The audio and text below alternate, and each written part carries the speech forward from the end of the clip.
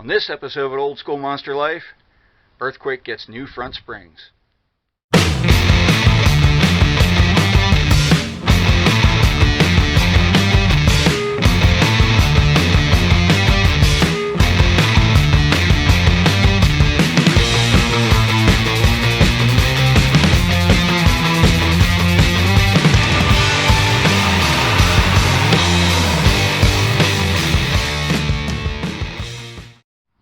Okay, so I'm not exactly sure what happened with the video I shot, but I had actual video of me working on the truck. I had taken the springs out on camera. You know, I don't normally do that, and I was going to surprise everybody with a little bit of me working, but for whatever reason, all that footage got overwritten on the SD card, so I don't have that footage. This episode might be a little bit shorter.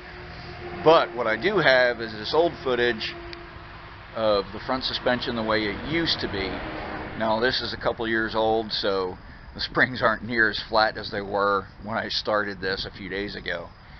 But let me show you this footage, and then I'll pick up where I left off.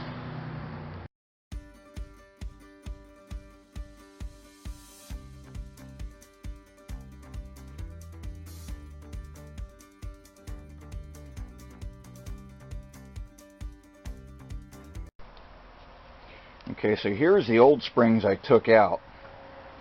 Now, if you look at the way the springs are stacked, you can see here's the center pin, and it is in the center, but the leaves are pushed forward more than they are back.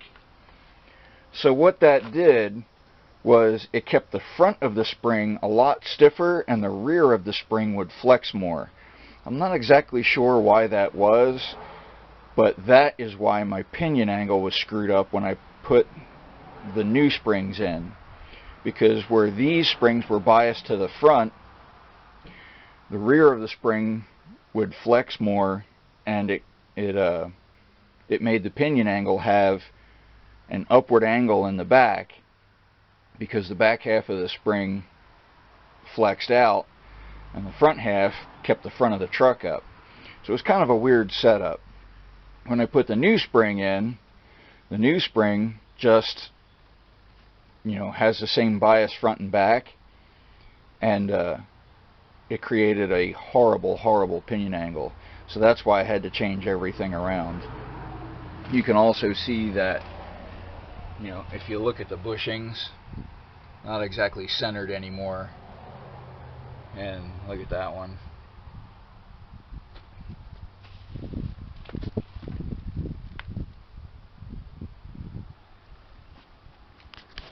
So these springs had a hard life, definitely. Well, I came to a decision on the springs.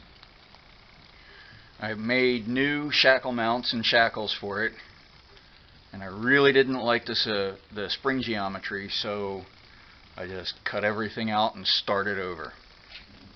That's what we got to do. This is the last of the old engineering from the guy that built this thing. So hopefully I won't have any more issues. I know exactly what every part under this truck is now. Nothing's broken, nothing's hodgepodge together. I should not have any more issues because of bad engineering.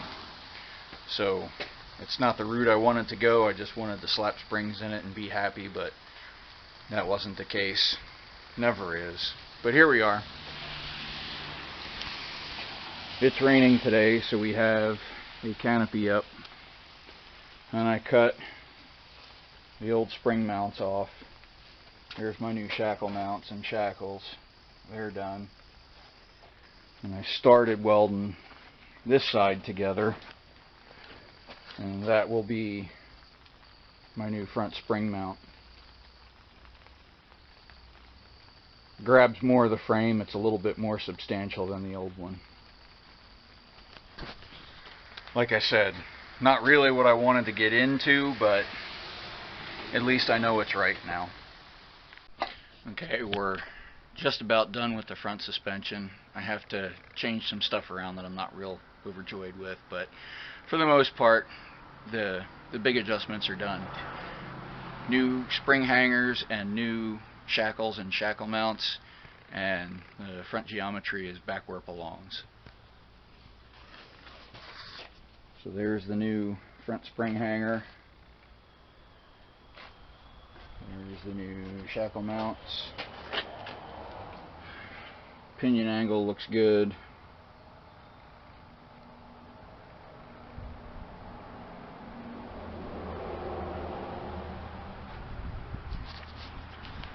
Ride height looks good.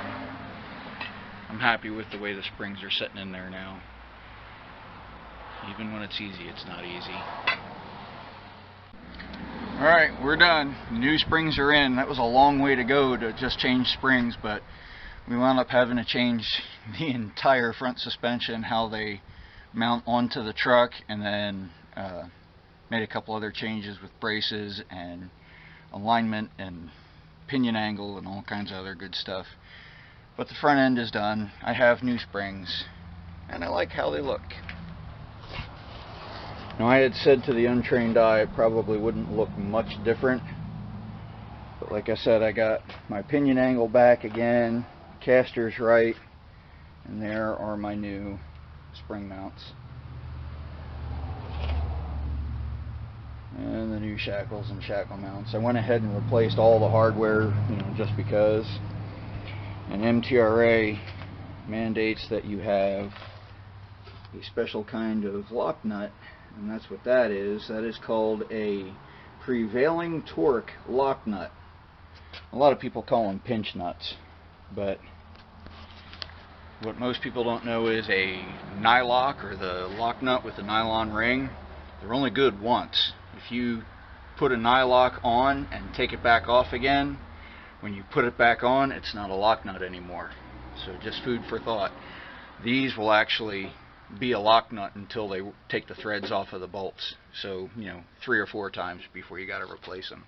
But anyway, that's the hardware that we have to use. Everything's grade 8, 5/8 bolts. And like I said, that's all back together.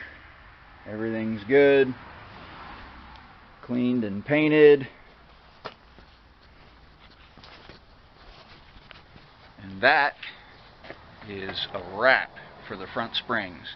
Now, I don't think there is a single weld, bolt, or bracket left on this truck that the previous owner left me.